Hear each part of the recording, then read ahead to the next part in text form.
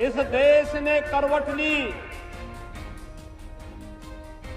देश के सौभाग्य से नरेंद्र मोदी जैसा एक यशस्वी नेता भारत को मिला और 2014 के बाद जो सिलसिला प्रारंभ हुआ 2014, 2017, 2019 ये लगातार विजय की जो सिलसिला पूरे उत्तर प्रदेश और देश के अंदर भारतीय जनता पार्टी का चलता रहा, आज उसका परिणाम है कि किसी ने भी परिवर्तन के लिए पूरी तैयार दिख रहा है। और इसीलिए मैं आपका आह्वान करने के लिए आया हूं, भाइयों बहनों, 5 साल पहले मैनपुरी की स्थिति क्या थी? गुंडागिर्दी चरम पर थी। माफिया किसी भी गरीब की जमीन पर कब्जा कर लेते थे। किसी भी सम्मानित नागरिक का जमीन पर कब्जा करके, भूमि पर कब्जा करके गुंडागिर्दी करते थे। बेटियां स्कूल नहीं जा पाती थी और अराजकता का तांडव तो इस कदर था कि कोई सम्मानित नागरिक बाहर जाने से डरता था, घर के बाहर निकलने में डरता था।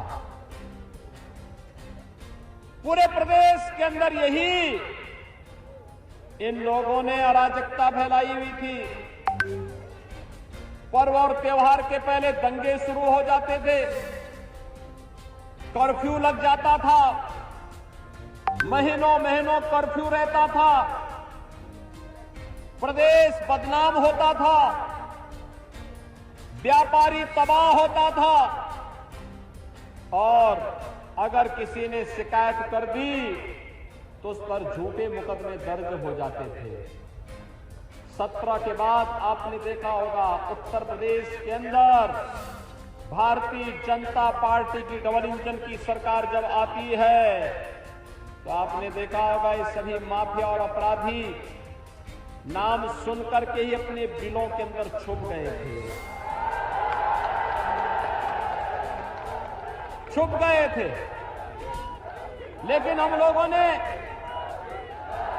यह तय किया था, याद करिए जब 2012 में समाजवादी पार्टी की सरकार आई थी, भाइयों बहनों, नाम तो इनका समाजवादी है, काम तमंचावादी है और सोच परिवारवादी है। अपने परिवार और खानदान के बाहर वो सोच ही नहीं सकते। मैं यहां पर देख रहा था राजीव प्रताप यादव महासभा मैनपुरी के अध्यक्ष हैं। भाइयों बहनों, आखिर राजीव प्रताप यादव क्यों नहीं विधायक हो सकता था, सांसद हो सकता था? ये एक ही खानदान के सारे लोग क्यों होंगे? लेकिन क्योंकि सोच परिवारवादी है इसलिए किसी दूसरे को पनपने ही नहीं देंगे, आगे बढ़ने ही नहीं देंगे। और यही तो करते थे ये लोग। पर्व और त्योहार आता था, दंगा शुरू कर देते थे। बेटी स्कूल नहीं जा पाती थी, गुंडागिर्दी चरम पर रहती थी। 2012 में जब आए भी ये लोग तो पहले ही अखिलेश जी ने कौन सा काम किया? पहला निर्णय उनका क्या था? हमारी आस्था के प्रतीक भगवान श्री राम के मंदिर पर अयोध्या में जिन आतंकवादियों ने हमला किया था उन आतंकवादियों के मुकदमे वापस लेने के लिए फाइल पे साइन किए, इन्होंने पहला काम यही किया। हमारी फोर्स पर, सीआरपीएफ कैंप पर हमला करने वाले आतंकवादियों के मुकदमों को वापस लेने का काम किया। हमारी कचहरियों पर आतंकी हमला करने वाले आतंकवादियों के मुकदमों को इन्होंने वापस लिया। यानी इनकी सोच और इनकी संवेदना गांव के विकास के लिए नहीं, गरीब के उत्थान के लिए नहीं, बेटियों की सुरक्षा के लिए नहीं, अन्नदाता किसानों के लिए नहीं, नौजवानों के रोजगार के लिए नहीं, इनकी संवेदना तो होती थी आतंकवादियों के प्रति, अपराधियों के प्रति। और इसलिए हम लोग जब आए 2017 में तो हम लोगों ने सबसे पहला काम किया, बेटियों की सुरक्षा के लिए एंटी रोमियो स्क्वाड का गठन किया। 36,000 करोड़ रुपए की लागत से प्रदेश के 86 लाख किसानों का कर्ज माफ किया। और भाइयों बहनों, अवैध बूचड़खाने बंद करवाए। यह कार्य भारतीय जनता पार्टी सरकार का पहला काम था। भाइयों बहनों, वर्तमान में कोरोना महामारी का सामना पूरा देश, पूरी दुनिया कर रही है, लेकिन उत्तर प्रदेश में प्रधानमंत्री मोदी जी के मार्गदर्शन में, उनकी प्रेरणा से कोरोना कंट्रोल है। फ्री में टेस्ट, फ्री में उपचार, फ्री में वैक्सीन। कितने लोगों ने वैक्सीन ले ली है?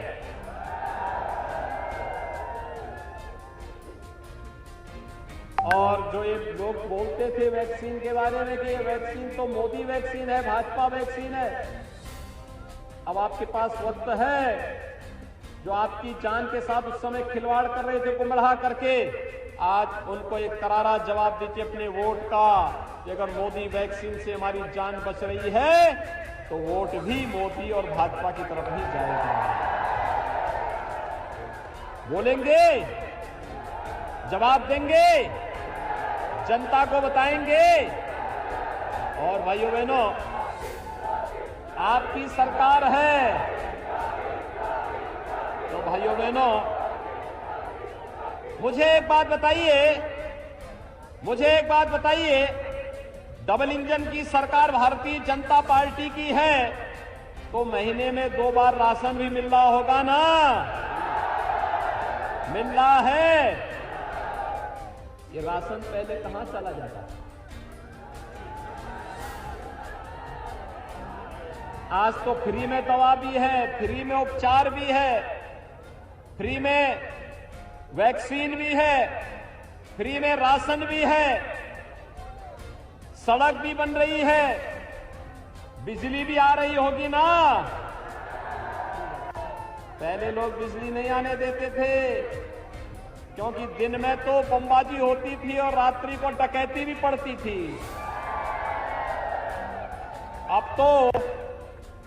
अब बिजली है तो बिजली से सबसे ज्यादा चिढ़ तो इन्हीं लोगों को है जो बिजली नहीं देते थे। परेशानी उन्हीं को है क्योंकि उनके काम में व्यवधान पड़ गया, लेकिन आपका काम हो रहा है।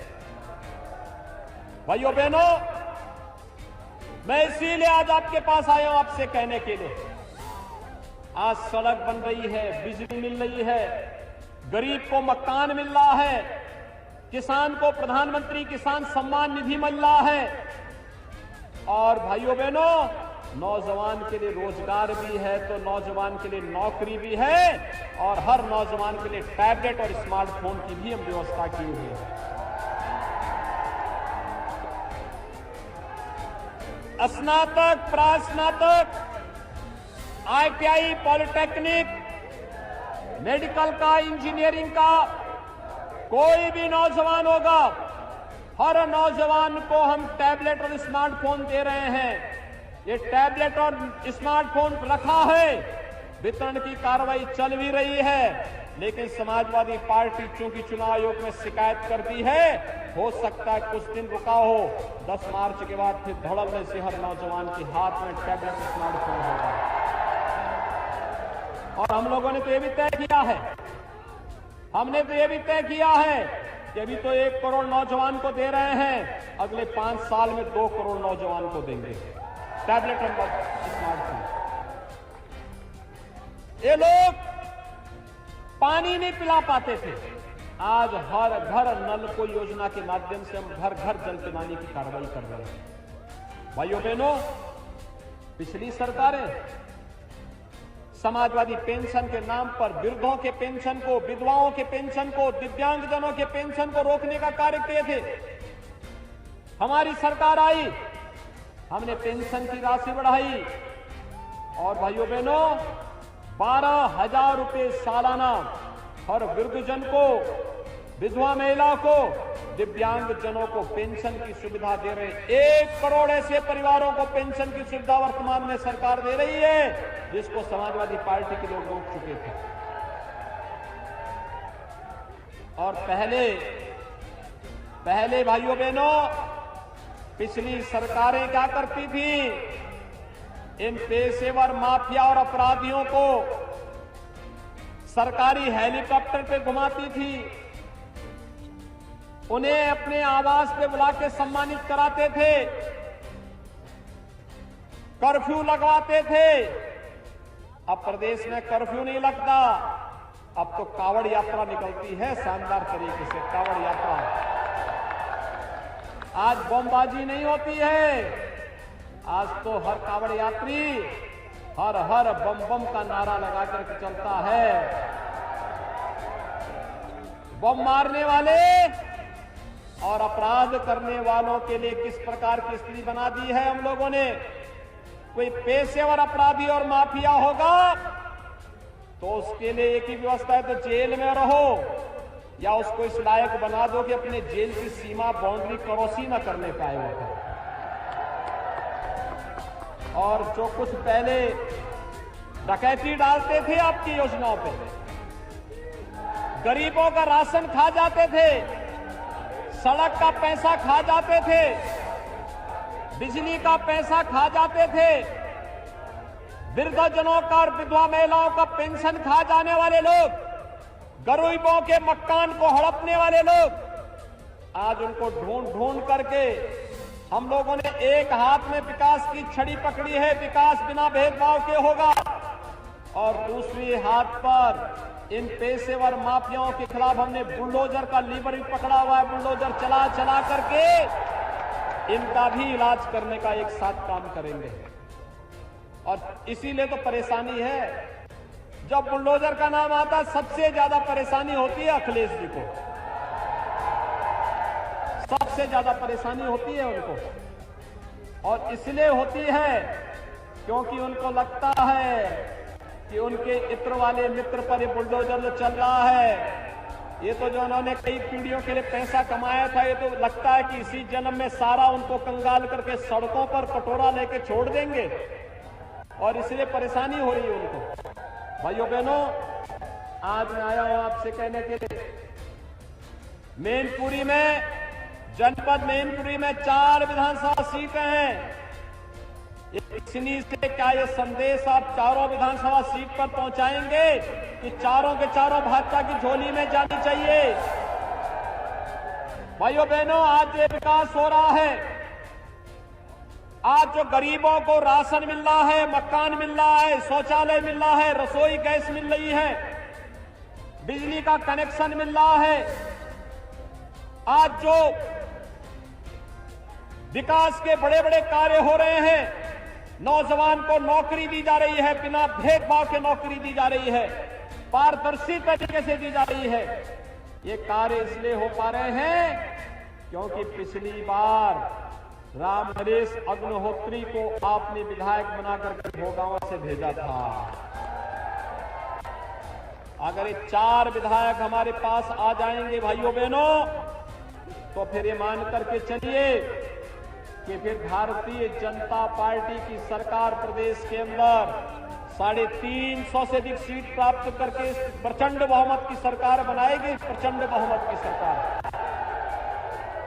आपने देखा होगा अभी मतदान चल रहा है, दूसरे फेज का, दूसरे चरण का मतदान चल रहा है, और 1 बजे तक 40% से अधिक लोगों ने मतदान कर दिया था। अभी 5 घंटे और बाकी है। अगर यही स्पीड रही तो मतदान का प्रतिशत 75% तक पहुंच जाएगा, यानी 75% तक जाने का मतलब फिर से डबल इंजन की सरकार का आना, और डबल इंजन की सरकार के आने का मतलब विकास होगा, विकास होगा, गरीबों के कल्याण के लिए योजनाएं बनेंगी, अन्नदाता किसानों का सम्मान होगा, नौजवानों के लिए रोजगार भी आएगा और माफिया और अपराधियों के ऊपर बुलडोजर भी चलेगा। सभी सहमत हैं?